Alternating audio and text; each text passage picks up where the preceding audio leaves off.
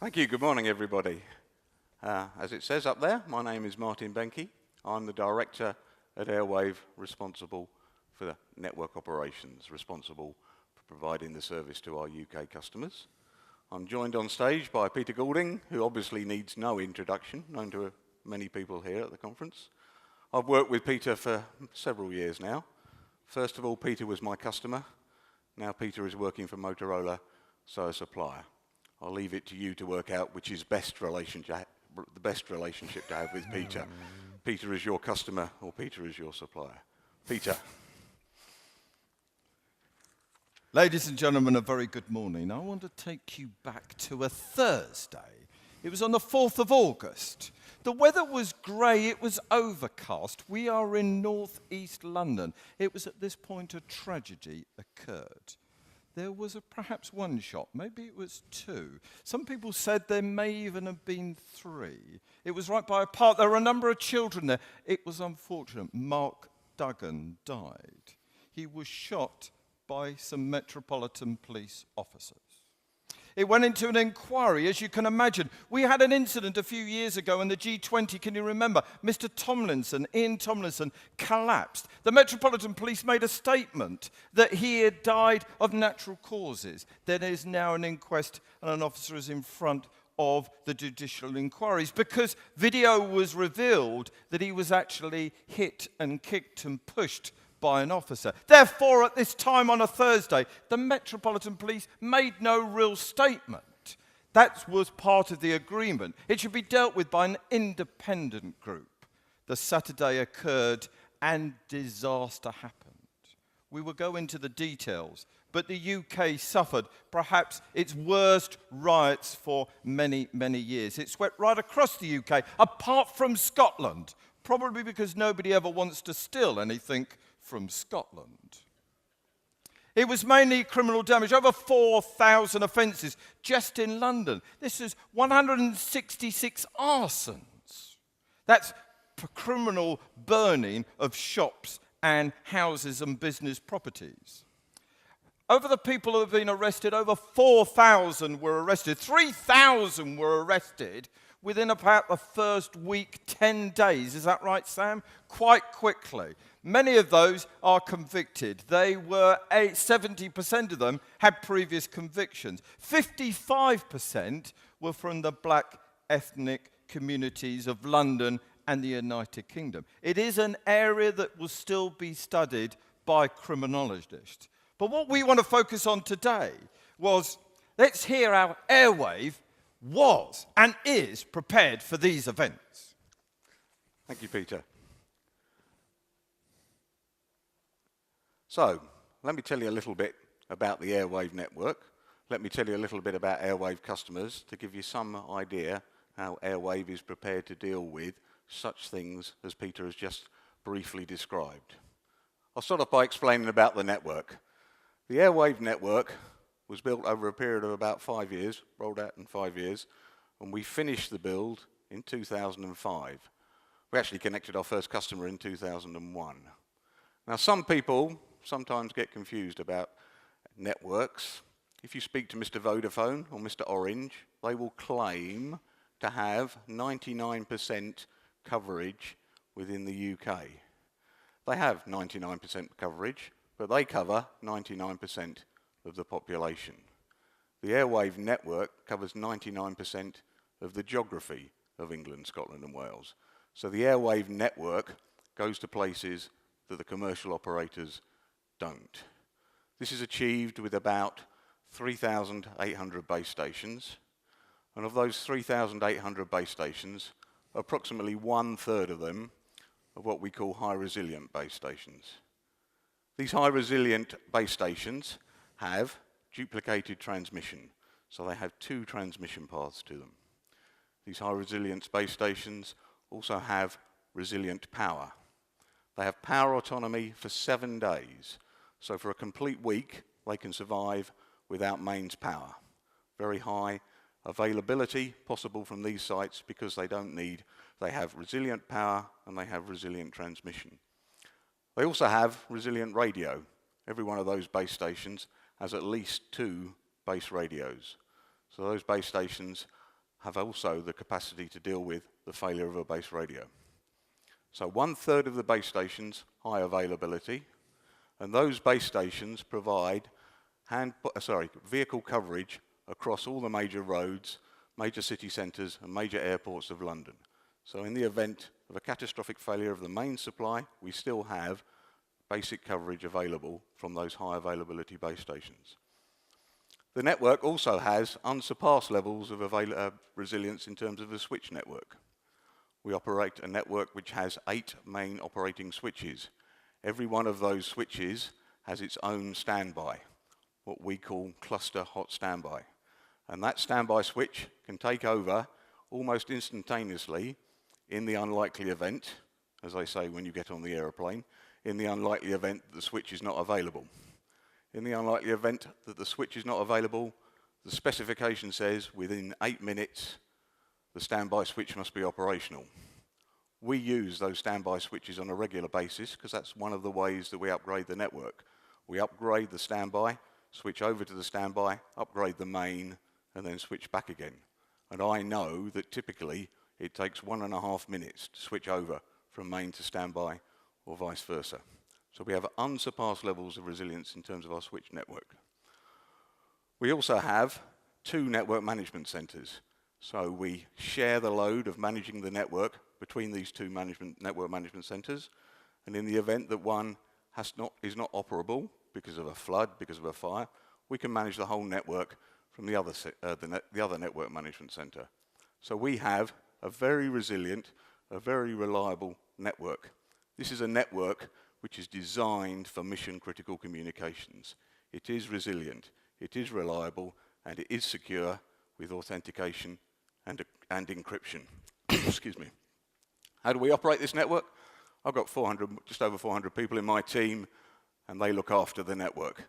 They look after the network from a field engineering perspective, from a radio planning perspective. They manage the capacity on the network. I divide the operations into 2, Scotland and north of England, Wales and south of England. And obviously, it's a 24 by 7, 365-day a year operation. We take second and third line support from our vendors, one of our vendors represented here today, and at the risk of stating the obvious, the network is obviously provided by Motorola. Presently at release 7.1.1. This is a release created specifically for airwave, which has additional features in it which provide extra capacity. Extra capacity, which means we can have 10 BRs on a single site. Extra capacity, which means we can support more than 2,000, almost 2,500 users on a single base site. Extra capacity, which means we can have 64,000 talk groups on the network. And these features certainly prove their worth as we moved into the riots. The biggest base station we have on the network is actually, we have several examples of base stations, sectorized base stations, which have 10 BRs on each sector, so 30 base radios on a single site. A little bit about our customers. We serve all the police forces across England and Wales. For the police forces, we provide secure coverage. Police are responsible for providing their terminals. Police are responsible for providing the control room equipment. Ambulance. We provide a managed end-to-end service for our ambulance customers. We look after the terminals in the ambulances. We look after the equipment in the control rooms. Fire, again, a managed end-to-end service. Motorola are the vendor who provide the terminals for our fire customers. We provide a secure, resilient infrastructure and look after the equipment in the control rooms. Police, fire and ambulance are obviously our major customers. Police came live on the network First Force 2001. We're now live with every police force, every ambulance trust, every fire and rescue service. In total, there are about 300,000 users on the airwave network. It was reported here on Tuesday there's about 3 million TETRA users worldwide. That means 1 in 10 TETRA users takes advantage of the airwave network and the airwave service. At this point, I'll hand over to Peter, and Peter's going to explain how the situation built up with the riots. So we had this terrible incident on a Thursday, but actually nothing happened on the Friday. It was quiet. It was a normal day in London across the UK. On a Saturday, people wanted to protest. They wanted to make a statement to the police. And in the local area, a small little town called Haringey, they marched to the station. We predicted 70, maybe 100 people, and they turned up. Again, nothing happened at 5 o'clock. But by 8:30, some of the scenes you see here put in service mobilization. 3,500 officers went into that area. Can you do that? That's the lessons we need to learn from this incident. It happened spontaneously. By Sunday, it was spreading, only to a few pockets, again, just in London. But let's not forget Mohammed. Mohammed was a grocer in Hackney. The only people that go to his shops are local people. His shop were looted and burnt and destroyed. You see the top two photographs. That's Reeves Furniture. It's now a famous photograph. They have been on that site in Croydon. Croydon, nobody knows where Croydon is. I was born there in the hospital, unfortunately. It's my claim to fame. That shop has been there trading for 40-odd years. It's one of the iconic places in Croydon. That just shows you how bad Croydon is. Somebody just lit a sofa through a broken window. Now look at the image on the bottom. She's Monica. Monica, 4 months prior to this, lived in Poland. She moved over to the UK.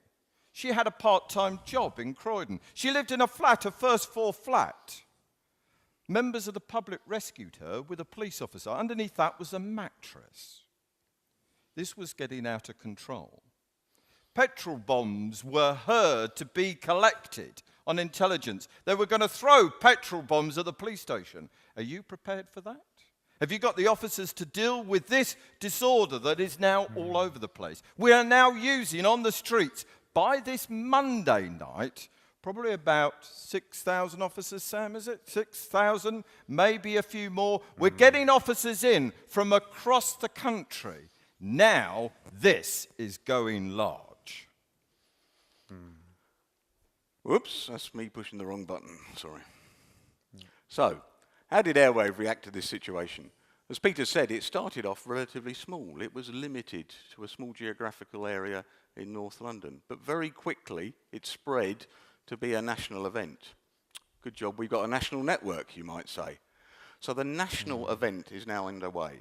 And we are managing that the way that we manage every major incident on the network. We have well-practiced, well-used major incident management processes. We use them for planned events, we use them for unplanned events. Led by a senior manager within Airwave, he pulls in a virtual team made up of people within primarily my organisation, other parts of the business as well, customer-facing, external comms, pulls in support from our vendors, from other third parties. Incident management process kicked off. But it was very clear that this was not just a major incident, this was a very special major incident. We started doing some enhanced monitoring on the site. We have some excellent tools, some of which we've developed in-house. An example is up there on the screen called Insight.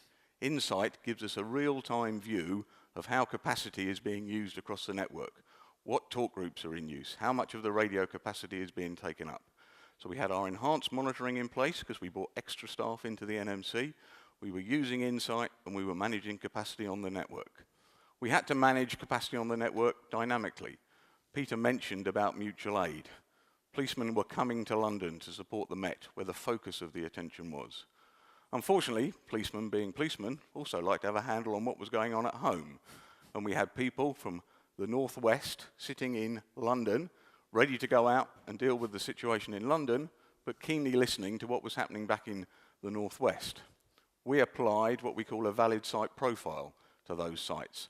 That meant those sites only carried the event talk groups, the talk groups that the guys should have been listening to. Suddenly we have more capacity on the network can be used to do what it needs to do. We kept very close communications with our customers during this time. We open up a bridge. Bridge is monitored by the duty manager in the NMC. Customers can immediately get in contact with our network management center in the event they have some concerns. We held regular calls with our customers. We kept them updated on the status of the network, which base stations were down, which base stations were busy. Fortunately, I say fortunately, not luckily, fortunately, we didn't have any major concerns about the network performance in terms of base station availability. The base stations remained up during this whole event, but we did have to carefully manage capacity. We also did the normal things you'd expect us to do. We stopped planned work, we stopped maintenance activities, we focused on fixing any faults as they came up. So on the 9th of August, when we got to the 9th of August, the day that Peter described where the fire in Croydon was on the Monday, Tuesday the 9th of August, we'd now moved into worrying about getting things back to normal. Law and order had to be maintained. Suddenly, there were 16,000 police officers on the streets of London, not 6,000. Suddenly, in Birmingham, where they would normally have 600 officers, there's 3,600.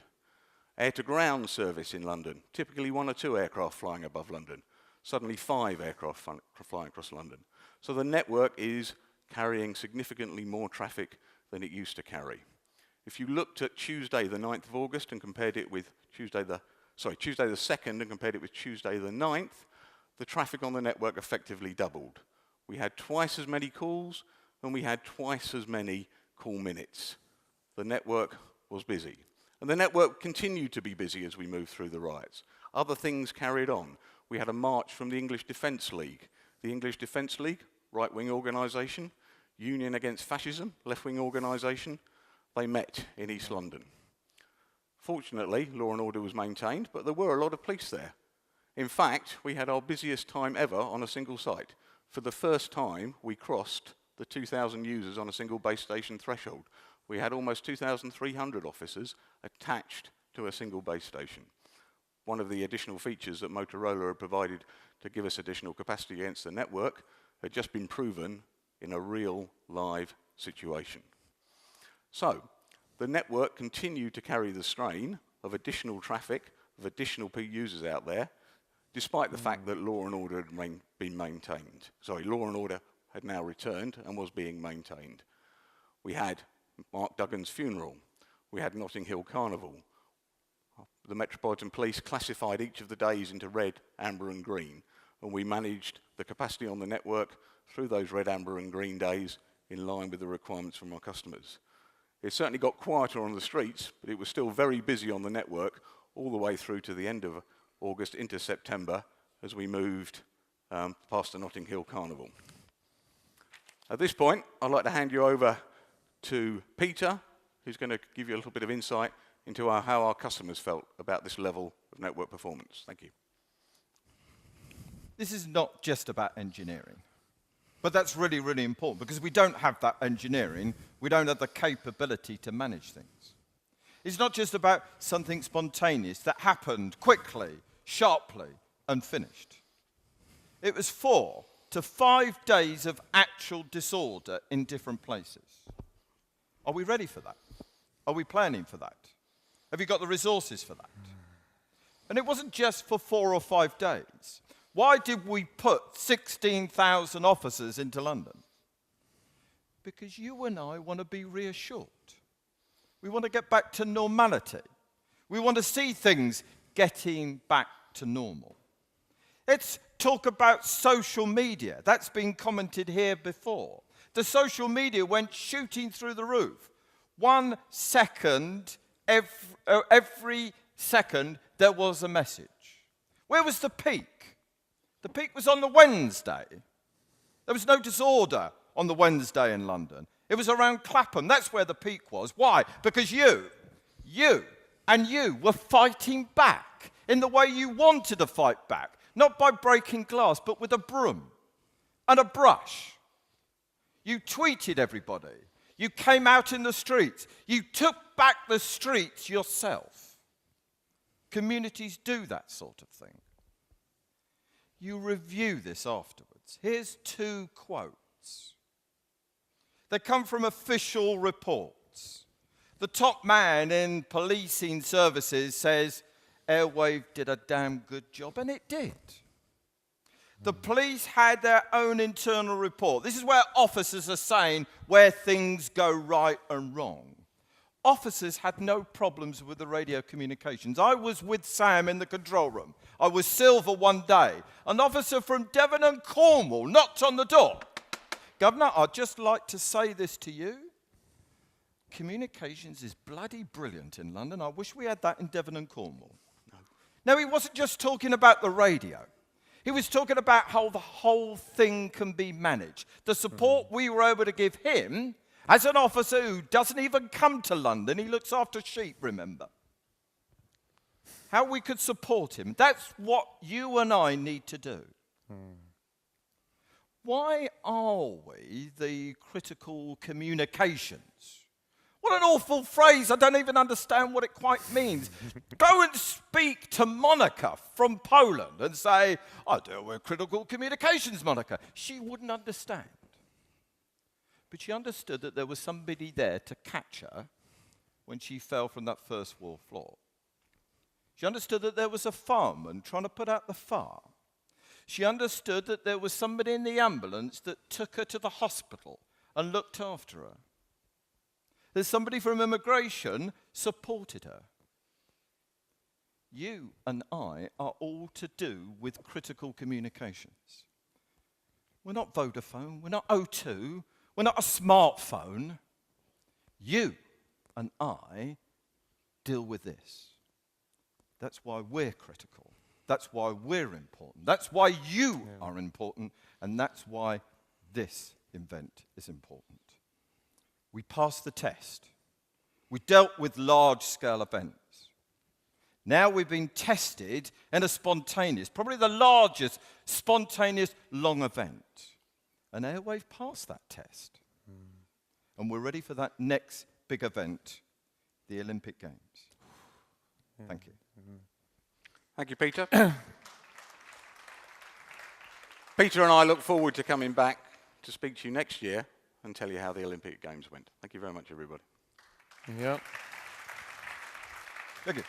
Thank you very much. I'm prepared to just give us a couple of minutes. It's such an important topic. Is there a question from the floor?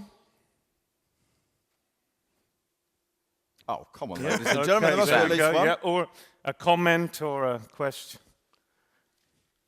Maybe wait for the microphone. Hello. Sam Simpson from Met Police. Gents, having been through the trials of the riot within the control room, I have to say I was very, very impressed with the way Airwave responded and dealt with it. However, are there any lessons learnt? Because there was some comments made in the press that were slightly at variance to what you've said today. And if that happens again in the future, how would you deal with it? Okay, I think thank you, Sam. It's a very useful point. You can look at the network, you can look at the statistics, you can look at the performance, and it all looks green and rosy. You can speak to the officer on the street, he might have a different perception. Is that a fault of the network? Is that the fault of the officer? Open question. But one thing that is clear is the more we can do to explain to people out on the street how they can get the best out of the airwave service, the better chance he's got of having a great customer experience from the airwave network. So, so that's one lesson that we learned. And for example, we've got the Olympics coming up. There's exactly the same as the riots. There's going to be officers coming from across the country to support the Met, to help provide mutual aid during the Olympics. They're all coming into 3 feeding stations. What we're doing, and Motorola are supporting us in this activity, is we're going to have airwave staff plus Motorola staff at those feeding centres, at those distribution centres, to make sure that these officers understand exactly how to use the radio, to get the most out of the radio. Particularly important, of course, for the officers who are coming in from outside who aren't used to using a Motorola radio. So yes, we understand the difference between network performance, customer experience, and we're trying to bridge that gap. Yeah. Yeah, Martin, thank you very much. And Peter will be back later for the final panel discussion. Thank you. Thank you very much. Thank you. Thank you, Peter. Yeah.